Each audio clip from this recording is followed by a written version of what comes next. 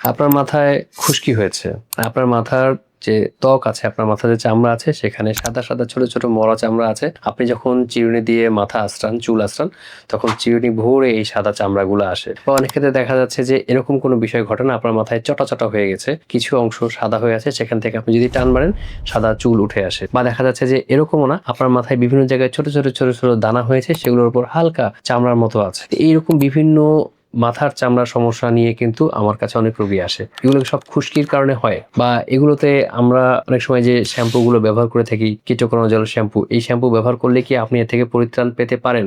ব্যবহার করলে দেখা যায় যে সামান্য ভালো হয়, কিন্তু সম্পূর্ণরূপে আমরা পরিত্রাণ পাই না। এই সমস্যা নিয়ে কিন্তু একদম নিউবর্ন, যারা দেখা যাচ্ছে যে 1 মাসের বয়সী বাচ্চা থেকে শুরু করে বৃদ্ধ বয়সে সবাই আসে। কি কারণে এরকম হয়? খুশকি একটা কারণ। অনেকের মাথায় এরকম মরা চামড়ার মতো ওঠে, চিরুনি দিয়ে আঁচড়ালে ঝরে ঝরে পড়ে, এগুলো খুশকি। এখন খুশকি কি কারণে হয়? খুশকি কি, আমাদের মাথার চামড়ার যে ডেড সেল, এই ডেড সেলগুলো আস্তে আস্তে উঠে আসে। দেখা যাচ্ছে যে যাদের মাথার সেবাসিয়াস গ্ল্যান্ডগুলো, গ্রন্থিগুলো অনেক বেশি অ্যাক্টিভ, তাদের দেখা যাচ্ছে যে এই চামড়াগুলো অনেক বেশি পরিমাণে চেঞ্জ হয়, চামড়াগুলো মরে যায় এবং এগুলো খুশকি আকারে চলে আসে। তো দেখা যায় খুশকি ছাড়াও কিন্তু আমি যে অনেকগুলো আরো কারণ বললাম, যে মাথায় চটা চটা হয়ে যাচ্ছে, দানা দানা হয়েছে, এসব কারণে কিন্তু হতে পারে। এগুলো কি, আমরা একটা রোগের নাম জানি সোরিয়াসিস।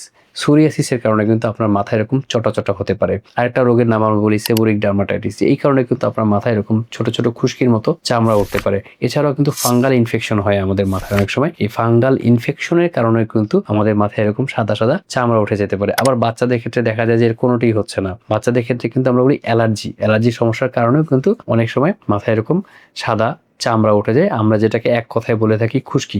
তো এগুলো হলে আমরা কি করব?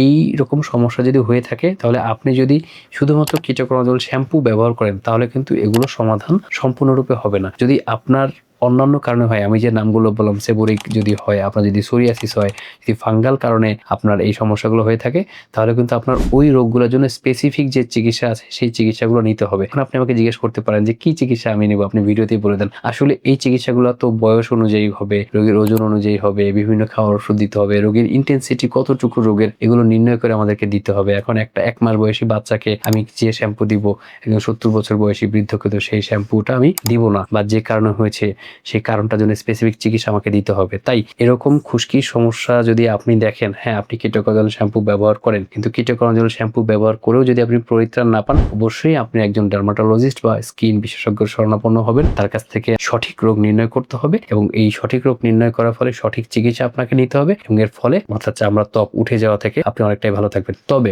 যাদের মাথায় খুশকি হওয়ার প্রবণতা থাকে, তাদের কিন্তু খুশকি একেবারেই চলে যায় না। তাই আপনাদের জন্য যে স্পেসিফিক ট্রিটমেন্ট আছে, ট্রিটমেন্ট কিন্তু আপনাদেরকে নির্দিষ্ট সময় পর পর কন্টিনিউ করতে হবে। মনে রাখবেন, ত্বকের অ্যালার্জি বলেন বা ত্বকের প্রদাহ বা চুলকানি বলেন, এই সব রোগের জন্য কিন্তু আপনাকে যেমন ত্বকের যত্ন নিতে হবে, তেমনি চিকিৎসা কিন্তু দীর্ঘমেয়াদে চালাতে হবে।